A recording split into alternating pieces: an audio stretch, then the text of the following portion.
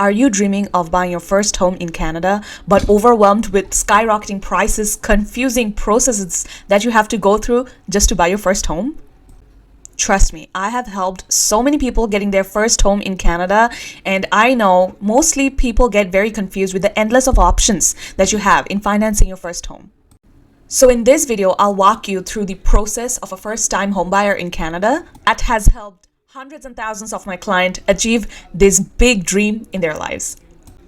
So stick around, because by the end of this video, I'm going to teach you the top 3 lessons that I have learned while helping my clients that could help you hundreds and thousands of dollars.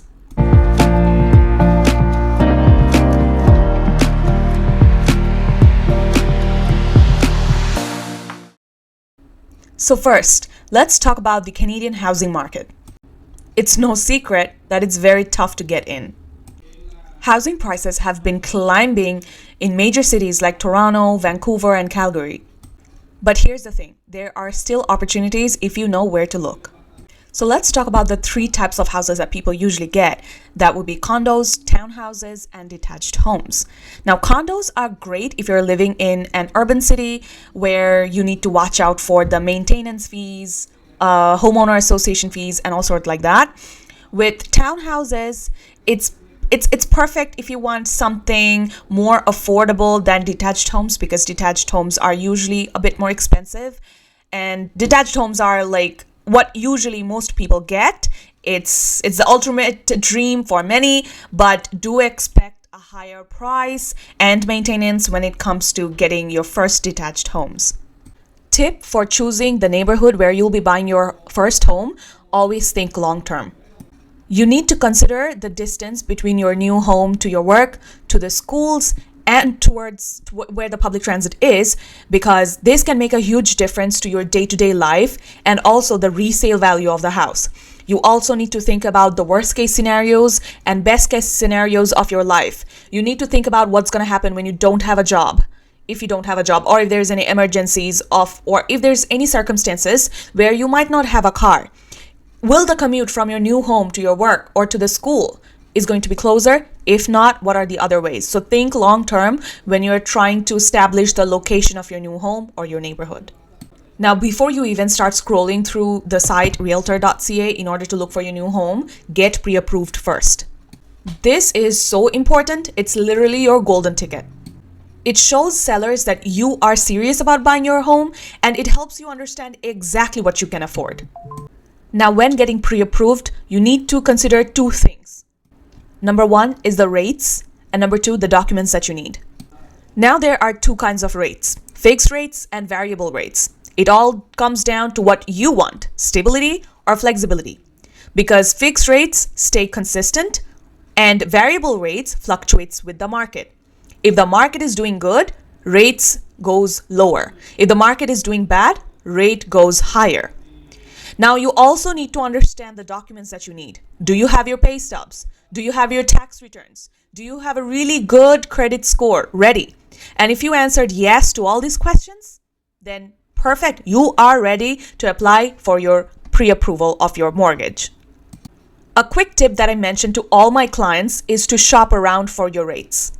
When you are looking for your mortgage rates, don't just stick with the banks. Brokers can help you find a better deal as well. And do not forget to ask the banks and the brokers if they can match the best deal that you have on your hand. Now, once you have nailed down your budget, it's time for the fun part: house hunting. But don't let excitement cloud your judgment. Set clear priorities. Where do you want to live? What things about the houses or the land are non-negotiable to you? And do not forget to stick to your budget. Now, something that's going to make your life so much easier is get yourself a realtor or a real estate agent who will understand your needs. And don't forget to take advantage of the virtual tours that you have online. It's a big time saver and a big lifesaver as well. Also remember, the process doesn't stop at finding the house. You will need to make an offer, negotiate, and schedule inspections. It can be nerve-wracking, but this is where having a real estate agent pays off. Now you found the house of your dreams. But the journey isn't over yet. The closing process is where it gets super real, trust me. At this point, there's two things that you need to keep in your mind. One is the real estate lawyer that you're going to have, and two, the closing costs. Now, real estate lawyer will protect your interests and will make sure all the paperwork that you're going to deal with buying this house and the bank is working for you. Second, the closing costs, don't forget about those extra costs that's going to come. Like, for example, down payments, the legal fees, taxes, and even moving costs can add up pretty quickly. I forgot to add furnitures as well because you need furnitures in your home, right? Another pro tip at this point is don't forget to have your home insurance before closing day to avoid any last minute stress, because there's so much going on at this last minute. You don't want to add an extra thing here. So prepare all these things before the closing date, for example, home insurance, so you don't have to deal with on the closing day or even after that.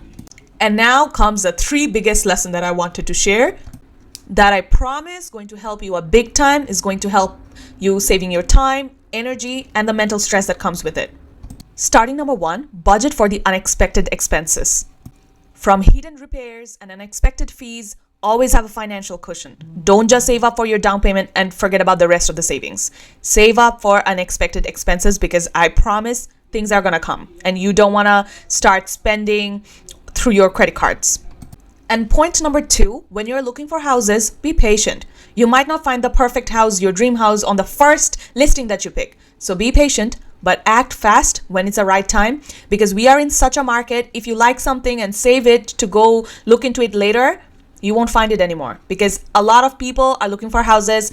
Once a listing is up, it's going away as soon as possible. So you have to be patient when looking for a house, but when you find one, act fast so you don't lose that house. And finally, the most important one, don't forget to negotiate. Whether it is about the price, repairs, or closing cost, everything is negotiable if you do it the right way. So don't forget to negotiate, because oftentimes when you negotiate, you get the best value out of it. And yes, the process is very overwhelming, but there's nothing like the feeling of holding the keys of your first home. And I promise you got this. You can do this. If you found these tips helpful, don't forget to like, subscribe, and share this video with somebody who's planning on buying their first home in Canada. Drop your questions or experiences down in the comments below, because I'd love to hear from you. Happy house hunting, and as always, happy savings, everyone!